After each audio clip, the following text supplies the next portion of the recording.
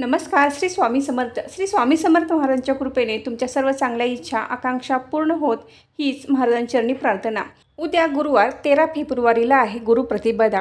श्री दत्तगुरू महाराजांचे द्वितीय अवतार नरसिंह सरस्वती महाराजांचे श्री शैलगमन हा दिवस गुरुप्रतिपदा म्हणून साजरा केला जातो. या दिवशी गाणगापूर येथे यात्रा भरते. हा उत्सव अतिशय भव्य दिव्य स्वरूपात गाणगापूर येथे साजरा केला जातो.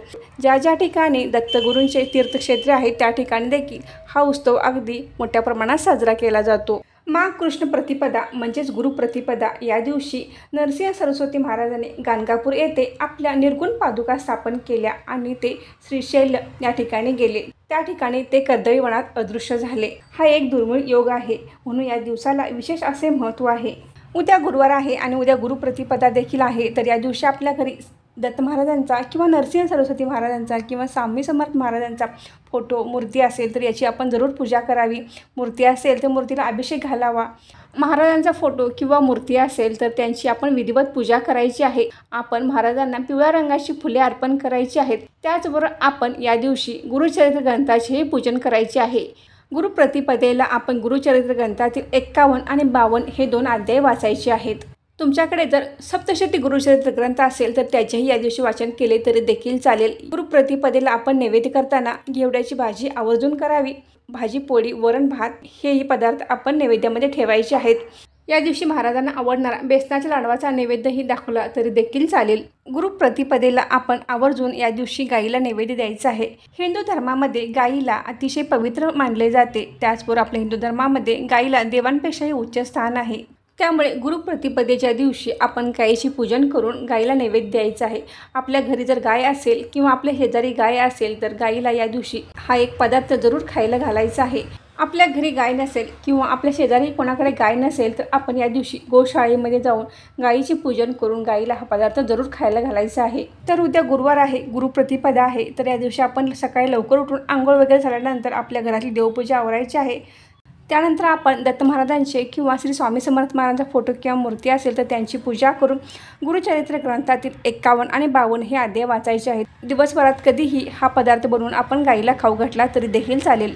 हा पदार्थ बनवण्यासाठी आपल्याला 2 चमचे गव्हाचे पीठ म्हणजे गव्हाची कणिक लागणार आहे. त्याचबरोबर आपण त्यामध्ये 1 चमचा बेसन पीठ मिक्स करायचे आहे आणि एक छोटासा गुळाचा खडा आपण त्या पिठामध्ये मिक्स करायचा आहे. साधारण 1 चमचाभर गुळ होईल एवढा गुळ त्या पिठामध्ये मिक्स करायचा आहे. ती कणिक घट्ट मळून घ्यायची आहे. हा तयार झालेला गोळा आपल्याला गाईला खाऊ घालायचा आहे. तर आपण आपल्या घरी गाय असेल तर आपण आरतीचे ताट बनवायचे आहे.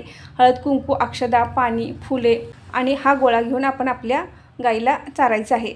तर त्यासाठी आपण पहिल्यांदा गाईच्या पायावर पाणी टाकायचे आहे आणि गाईला हळद कुंकू लावून आरती ओवाळून हा पदार्थ आपण गाईला खाऊ घालायचा आहे.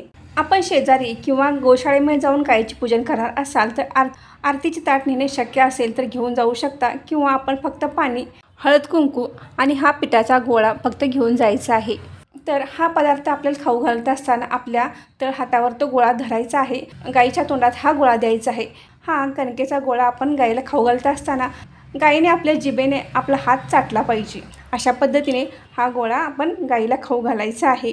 गाईने आपला तळ हात चाटल्यामुळे आपल्या मागे असणारा जो काही त्रास आहे, काही आपल्या कामामध्ये अडचणी येत असतील, घरामध्ये काही अडचणी असतील, मुलांच्या शिक्षणामध्ये काही अडचणी असतील तर त्या निघून जाण्यास मदत होणार आहे.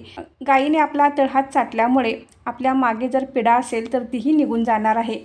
आपल्या कुटुंबाला किंवा आपल्याला नजर लागली असेल, काही ग्रहदोष असतील तर तेही यातूनही आपली सुटका होणार आहे. आपल्या हिंदू धर्मामध्ये गाय ही पूजनीय आहे. त्याचबरोबर गाईला सर्वश्रेष्ठ स्थान आहे. आपल्या तळ हात गायीने चाटल्यामुळे आपल्या मागे असणारे सर्व दोष नाहीसे होणार आहेत. कठीणातील कठीण समस्येतून आपली सुटका होणार आहे आणि आपल्या मनोकामना पूर्ण होणार आहेत. आपल्या घरी जर गाय नसेल आणि तुम्ही गाय पूजण्यासाठी जर बाहेर जाणार असाल तर ज्या ठिकाणी आपण गाय पूजण्यासाठी जाणार आहोत त्या गोठ्यातील गाईच्या पायाखालची माती थोडी आपण घरी घेऊन यायचं आहे. तेथेच आपण थोडीशी माती आपल्या कपाळाला लावायची आहे आणि जी माती आपण घरी आणणार आहोत ती एका वाटीमध्ये काढून आपल्या देवघरामध्ये ठेवायची आहे. दुसऱ्या दिवशी सकाळी ती माती आपल्या तुळशी वृंदावनामध्ये टाकायची आहे. गाईच्या पायाखालची ही माती अतिशय पवित्र असते. आपण एखाद्या अडचणीत असाल किंवा आपली मुले जर हट्टीपणा किरकिर करत असतील, नजर दोष झाला असेल तर आपण या तुळशीमधील माती आपण त्यांच्या कपाळाला लावली तर त्याचा खूपच चांगला फरक पडतो. तर या गुरुप्रतिपदे दिवशी आपण गाईचे पूजन करून जरूर हा पदार्थ खायला घालायचा आहे. तर आजचा व्हिडिओ इथेच थांबवते. आजची माहिती कशी वाटली कमेंट करून नक्की सांगा. व्हिडिओ आवडल्यास व्हिडिओ लाईक करा, शेअर करा आणि सारिका भक्ती विश्व या यूट्यूब चॅनलला सबस्क्राईब करा. अवधूत चिंतन श्री गुरुदेव दत्त. धन्यवाद.